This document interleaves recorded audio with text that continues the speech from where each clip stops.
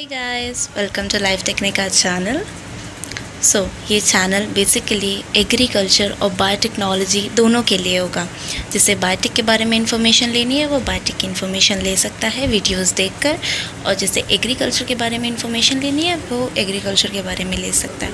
Okay, सो thumbnail के देख के आपको ये पता चल गया होगा कि ये वीडियो किस बारे में होगा। ये वीडियो बेसिकली जो 12th में स्टूडेंट्स हैं प्रेजेंटली एज वेल, जो 11th हैं उनके लिए होगा। बिकॉज़ जो बच्चा नीट करना चाहता है उनके लिए तो सही है कि हाँ वो नीट क्वालिफाई करके MBBS परस्यू करेगा, बट जो बच्चा नीट नहीं करना चाहता और वो MBBS में नहीं जाना चाहता तो और क्या क्या ऑप्शंस हैं उसके लिए। बिकॉज़ एक बच्चे को BSc बायोलॉजी के अलावा, बायोटेक्नोलॉजी के अलावा और ज़्यादा नॉलेज नहीं होती। हाँ, मैं आपको नेक्स्ट स्लाइड्स में ये नॉलेज प्रोवाइड करूँगी। चलो वीडियो शुरू करते हैं। What to choose after 12th। मैंने आपको बताया 2 तरीके के स्टूडेंट्स होते हैं। फर्स्ट जो फोकस रहते हैं यहाँ कि उन्हें बिल्कुल नीट क्वालिफाई करना है। देन सेकंड जिन्हें अलग अलग सेक्टर्स में जाना है, नीट क्वालिफाई नहीं करना, तो उनके लिए ये लिस्ट ऑफ डिग्रीज़ हैं अवेलेबल हैं। कुछ 3 इयर्स की हैं, कुछ 4 इयर्स की हैं, और इनफैक्ट कुछ 5 इयर्स की भी हैं। ओके, सो मैं आपको एक एक करके सबके बारे में बताऊंगी। First is MBBS। आपको पता होगा नीट क्वालिफाई करके आप MBBS परस्यू कर सकते हैं, जो 5 ईयर डिग्री कोर्स है। And then second is BSc biology.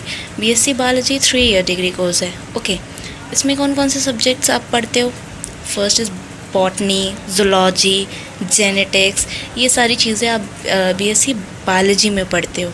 Okay, ये आपको पता होगा, ये कॉमन है, स्टूडेंट्स करते हैं। And third is BSc biochemistry. Biochemistry आपको सुन के ही पता चलेगा कि इसमें ऑर्गेनिक केमिस्ट्री होगी, इनऑर्गेनिक नहीं, ज़्यादातर ऑर्गेनिक केमिस्ट्री ही पढ़ी जाती है इसमें। जैसे लाइक सब्जेक्ट्स आ गए हमारे microbiology, virology, human physiology and molecular biology and so on. Fourth is BSc industrial chemistry. Industrial chemistry में आप दोनों पढ़ोगे, organic as well as inorganic. And then fifth is BSc food technology. अब मैं आपको बता दूं, biology, biochemistry, industrial chemistry, food technology और बायोटेक्नोलॉजी, ये सारी 3 ईयर डिग्री कोर्सेज हैं। ओके, सो फूड टेक्नोलॉजी के अंदर क्या क्या आएगा? फूड टेक्नोलॉजी में बेसिकली सब कुछ फूड के अराउंड ही चीज़ें घूमती हैं। जैसे आप फूड प्रोसेसिंग पढ़ोगे, फूड माइक्रोबायोलॉजी पढ़ोगे, फूड की पैकेजिंग पढ़ोगे, उनका मैनेजमेंट पढ़ोगे, इसके अंडर ये सब चीज़ें पढ़ोगे। And then sixth is BSc biotechnology. ये तो आपको पता ही होगा बिकॉज 12th में आपके 2 चैप्टर्स हैं बायोटेक्नोलॉजी पे, और आपको पता ही होगा, टीचर्स ने आपको अवेयर करा ही दिया होगा दैट कि आप इससे अपना फ्यूचर बना सकते हो, BSc बायोटेक आप ले सकते हो। BSc बायोटेक में क्या क्या पढ़ोगे आप? जैसे आपने जेनेटिक इंजीनियरिंग पढ़ोगे, मॉलिक्यूलर बायोलॉजी पढ़ोगे, बायोइन्फॉर्मेटिक्स पढ़ोगे, अप्लाइड माइक्रोबायोलॉजी पढ़ोगे and so on.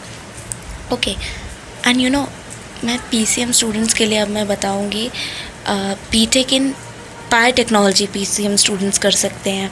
There is no need कि आपको बायोलॉजी कंपलसरी है। PCM स्टूडेंट भी BTech इन बायोटेक्नोलॉजी और BTech इन एग्रीकल्चर कर सकता है। आपको बायोलॉजी होने की नीड नहीं होगी, ठीक है। And then 9th is BSc agriculture honours. Basically मैं ये परस्यू कर रही हूँ तो इसके बारे में मुझे डिटेल नॉलेज है। इसके अंडर ये बेसिकली 4 ईयर डिग्री कोर्सेज है। आपको पता है BTech तो 4 ईयर डिग्री कोर्सेज होता ही है, अब BSc ऑनर्स एग्रीकल्चर भी 4 ईयर डिग्री कोर्सेज है। इसके अंदर कौन से सब्जेक्ट्स आते हैं? जैसे आप हॉर्टिकल्चर पढ़ोगे, फॉरेस्ट्री पढ़ोगे, माइक्रोबायोलॉजी भी आप इसमें पढ़ते हो, आप एग्रोनॉमी, सॉयल साइंस एक्सेट्रा, बहुत सारे सब्जेक्ट्स होते हैं। ये 4 ईयर डिग्री कोर्स है, इतना याद रखना। इसके अंदर की इन्फॉर्मेशन मैं आपको नेक्स्ट स्लाइड्स में बताऊँगी कि BSc एग्रीकल्चर कैसे कर रही, ठीक है। And then next is BSc immunology. Immunology में भी आप बायोकेमिस्ट्री पढ़ते हो, आप माइक्रोबायोलॉजी पढ़ते हो, आप फार्माकोलॉजी पढ़ते हो, आप ऑर्गेनिजम्स के डिजीज़ेस पढ़ते हो and so on. Okay, so and the next is BSc for forensic science. Okay, इसमें भी आप ऑर्गेनिक केमिस्ट्री पढ़ते हो, हाँ, लॉ फोरेंसिक साइंटिस्ट पढ़ते हो, मॉलिकुलर डायग्नोस्टिक पढ़ते हो, माइक्रोबैक्टीरिया के बारे में पढ़ते हो, प्रोटोकॉल्स पढ़ते हो उनके, and etcetera. Okay, and then last तो आपको मालूम ही होगा, BSc and AH veterinary science.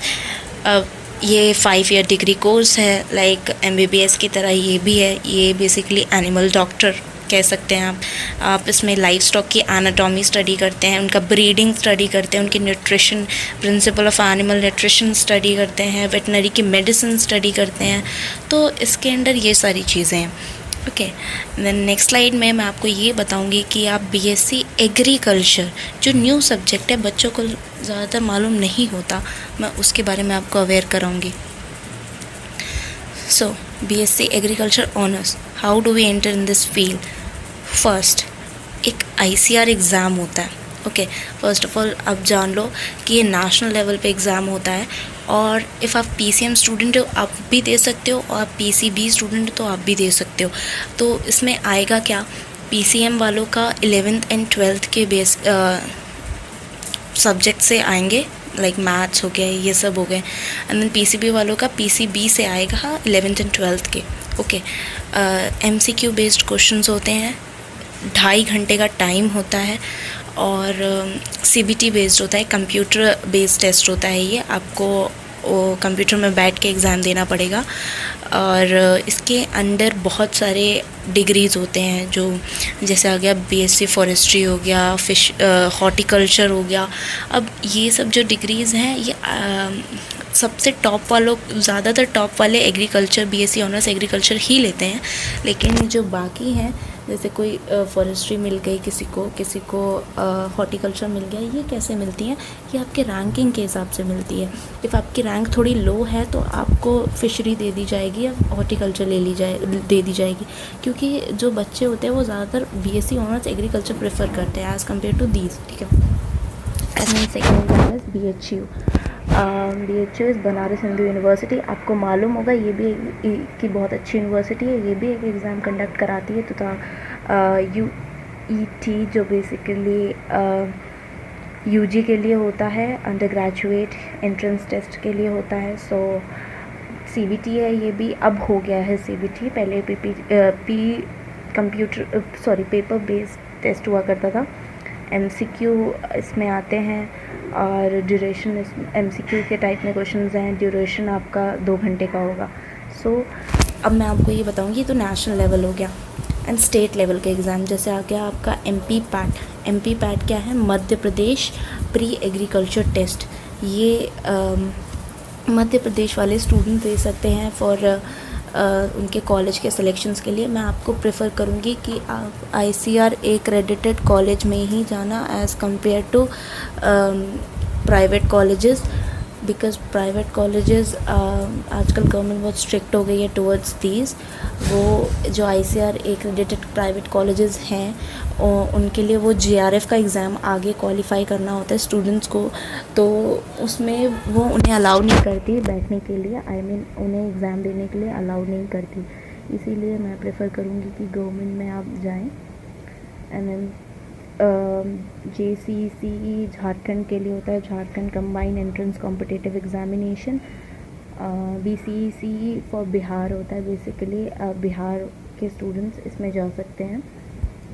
Next is for UP students, UP CATET होता है, that is Uttar Pradesh combined agriculture and technology test. So इसमें 4 मेन कॉलेजेस हैं.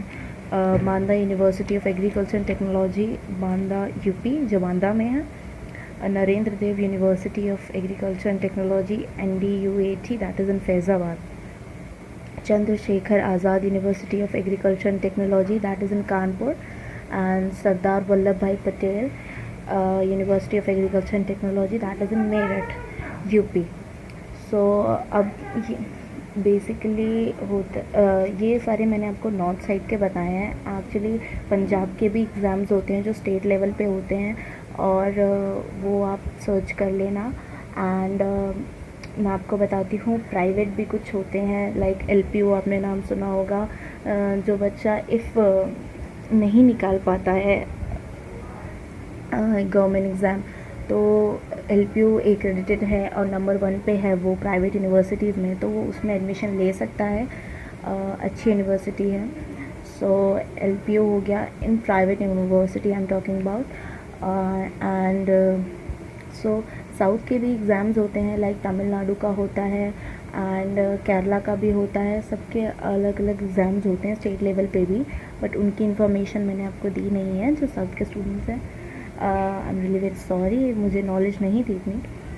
सो ये थी आपके बारे